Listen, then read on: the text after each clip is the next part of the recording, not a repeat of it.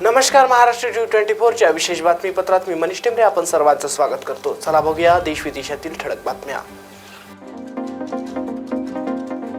विधानसभा निवडणुकीच्या पार्श्वभूमीवर राजकीय वातावरण चांगलंच तापलं आहे। सर्वच राजकीय पक्षांनी प्रचाराचा धडाका लावलाय। अशातच माढा विधानसभा मतदारसंघाची राज्यभर सध्या जोरदार चर्चा सुरू आहे। माढा विधानसभा मतदारसंघात सध्या तिरंगी लढत होत आहे। यामध्ये महाविकास आघाडीकडून शरद पवार गटाचे अभिजित पाटील, महायुतीकडून अजित पवार गटाच्या मिनल साठे तर माढ्याच्या विद्यमान आमदार बबनदादा शिंदे यांचे पुत्र रणजित शिंदे हे अपक्ष निवडणूक लढवत आहेत। मात्र या सगळ्यात शिवसेना शिंदे गटाचे नेते शिवाजीराव सावंत हे महायुतीचे तिकीट न मिळाल्यामुळे नाराज आहेत। ते नेमके काय भूमिका घेणार याकडे सर्वांचं लक्ष लागलं आहे। ते 9 तारखेला त्यांची पुढची भूमिका स्पष्ट करणार आहेत। वाशिम जिल्ह्यातील रिसोड विधानसभा मतदारसंघात शिंदे गटाच्या शिवसेनेच्या उमेदवार भावना गवडी यांच्या विरोधात भाजप नेते अनंतराव देशमुख यांनी बंडखोरी केली आहे। यांनी भावना गवडी यांच्या विरोधात निवडणूक लढण्याचा निर्णय घेतला आहे। त्यामुळे वाशिम विधानसभा मतदारसंघात शिवसेनेचे शिंदे गटाचे इच्छुक उमेदवार संजय आधारवाडे यांनी भाजपच्या उमेदवारांच्या विरोधात बंडखोरी करत उमेदवारी अर्ज भरून निवडणूक लढण्याचा निर्णय घेतला आहे। भाजप विरोधात बंडखोरीबाबत तशी चर्चा मुख्यमंत्री एकनाथ शिंदे सोबत केल्याचा दावा देखील संजय आधारवाडे यांनी केला आहे। त्यामुळे महायुतीमध्ये सगळं काही ठीक नसल्याची चर्चा सुरू आहे। विधानसभा निवडणुकीसाठी दिग्गज नेत्यांच्या प्रचार सभांचा धडाका सुरू झाला आहे। पंतप्रधान नरेंद्र मोदी आज महाराष्ट्र दौऱ्यावर येत आहेत, तर राज्यातही महाविकास आघाडी व महायुतीच्या नेत्यांच्या प्रचार सभा सुरू झाल्या आहेत।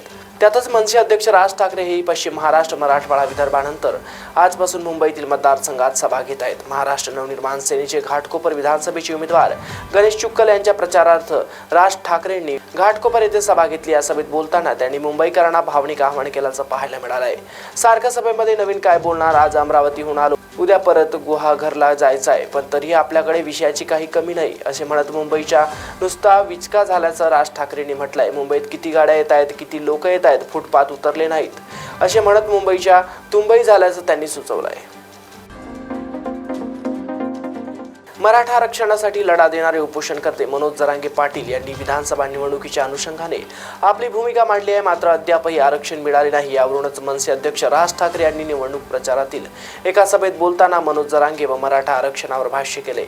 मनोज जरांगे मुंबईपर्यंत आले, गुलाल उधळला, आरक्षण मिळायची घोषणा झाली, पण अद्यापही आरक्षण मिळाले नाही। मी अगोदरच सांगितले आहे, मराठा समाजाला आरक्षण मिळणार नाही, तो विषय राज्य सरकारचा नाही असे राज ठाकरेंनी म्हटले होते। या संदर्भात मनोज जरांगे यांनी प्रश्न विचारला असता त्यांनी राज ठाकरेंवर पलटवार केलाय। तुम्ही देवेंद्र फडणवीसांचं ऐकून घ्या, लफड्यात पडू नका असं जरांगे पाटील यांनी म्हटलंय।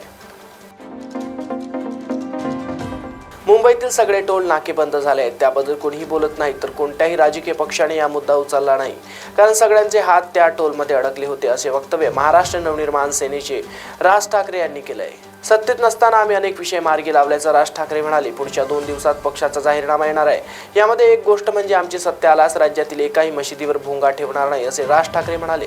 रस्ते अडवून पडले जाणार नाही, नमाज बंद करणार असल्याचे राज ठाकरे म्हणाले। उद्धव ठाकरेंचं सरकार असताना आम्ही मशिदीवरील भोंगे आम्ही बंद केले। यावेळी 17,000 महाराष्ट्र सैनिकांवर गुन्हे दाखल झाल्याचं राज ठाकरे यांनी म्हणाले। महाराष्ट्रात मशिदीवरील भोंगे उतरवले नाहीत तर आम्ही सांगितलं होतं की यापुढे हनुमान चालीसा लावू असे राज ठाकरे म्हणाले। पुण्यात एका मुस्लिम पत्रकाराने सांगितले की तुम्ही घेतलेला निर्णय योग्य आहे, मशिदीवरील भोंगे काढण्याचा तुमचा निर्णय योग्य असल्याचे त्या पत्रकाराने सांगितल्याचं राज ठाकरे म्हणाले। यंदाच्या विधानसभा निवडणुकीत मराठवाड्यातील मतदारसंघात जागा वाटपेवेळीच अनेक ट्विस्ट पाहायला मिळाले आहेत। यावेळी माजी केंद्रीय मंत्री रावसाहेब दानवे यांच्या कन्या संजना यांनी शिंदेच्या शिवसेनेत प्रवेश करून कन्नड विधानसभा मतदारसंघातून महायुतीची उमेदवारी मिळवली, तर औरंगाबाद मध्य मतदारसंघात यावेळी ठाकरेंच्या उमेदवाराने अंग काढून घेतल्याने येथे उमेदवार बदलण्यात आला आहे। दुसरीकडे महायुतीमधील रावसाहेब दानवे व मंत्री अब्दुल सत्तार यांच्यातही चांगलीच झोपल्याचं पाहायला मिळत आहे।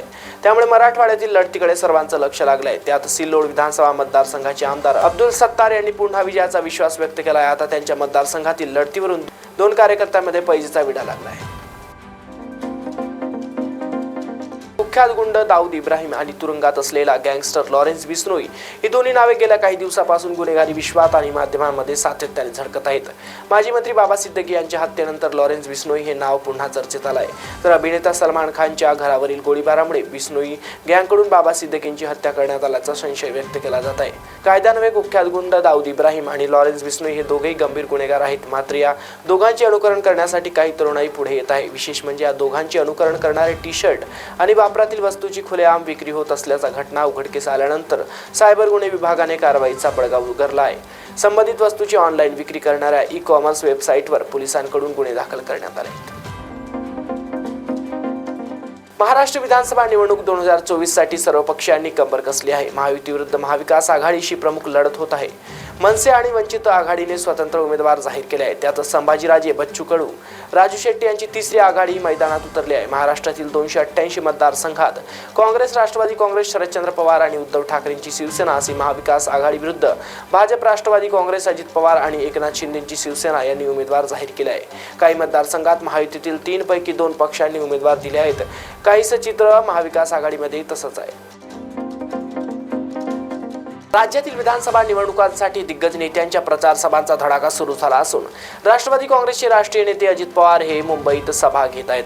अणुशक्तीनगर, शिवाजीनगर आणि गोवंडी विधानसभा मतदारसंघामध्ये नवाब मलिक आणि त्यांची मुलगी सना मलिक यांच्यासाठी अजित पवार माणखुर्द लल्लूभाई पार्कवरून रोड शो करून प्रचार करणार आहेत. त्यामुळे राष्ट्रवादी विरुद्ध राष्ट्रवादी असा संघर्ष येथील मतदारसंघात पाहायला मिळत आहे. दुसरीकडे शरद पवारांच्या राष्ट्रवादी काँग्रेसने हक्क मागतोय महाराष्ट्र हे जाहिरात कॅम्पेन राबवत सत्ताधाऱ्यांना लक्ष केलं आहे. महाविकास आघाडीच्या एका जाहिरातीमधून उपमुख्यमंत्री अजित पवारांना लक्ष करत त्यांचे पात्र दाखवण्यात आले. आता या जाहिरातीविरुद्ध राष्ट्रवादी काँग्रेस पक्षाने पोलिसात तक्रार दाखल केली आहे. काँग्रेस पक्षाचा मी रीतसर राजीनामा दिला आहे, तरी माझ्यावर कारवाई का करण्यात आली माहीत नाही. कारवाई करणाऱ्यांना घटना माहीत नसेल अशी टीका कसबा विधानसभा मतदारसंघाच्या काँग्रेसच्या बंडखोर उमेदवार कमल व्यवहारे यांनी काँग्रेसवर केली आहे. काँग्रेसने बंडखोर उमेदवारांवर 6 वर्षे निलंबनाची कारवाई केली. या कारवाईनंतर त्या आक्रमक झाल्याचं पाहायला मिळत आहे. विधानसभा निवडणुकीच्या पार्श्वभूमीवर राजकीय वातावरण चांगलंच तापल्याचं चित्र पाहायला मिळत आहे. अनेक ठिकाणी महाविकास आघाडीचं बंडखोरी झाल्याचं चित्र पाहायला मिळत आहे. अशातच ज्यांनी बंडखोरी केली आहे त्या सर्व उमेदवारांवर कारवाई होणार असल्याचं माहिती काँग्रेस प्रदेशाध्यक्ष नाना पटोले यांनी दिली आहे. ते नांदेडमध्ये प्रचार माध्यमांशी बोलत होते. तसेच कोल्हापूर उत्तरमध्ये आम्ही राजेश लाटकर यांना पाठिंबा दिल्याचं नाना पटोले म्हणाले. महाराष्ट्र T24 च्या विशेष बातमीपत्रात एवढंच. अधिक माहिती करता बघत रहा महाराष्ट्र T24.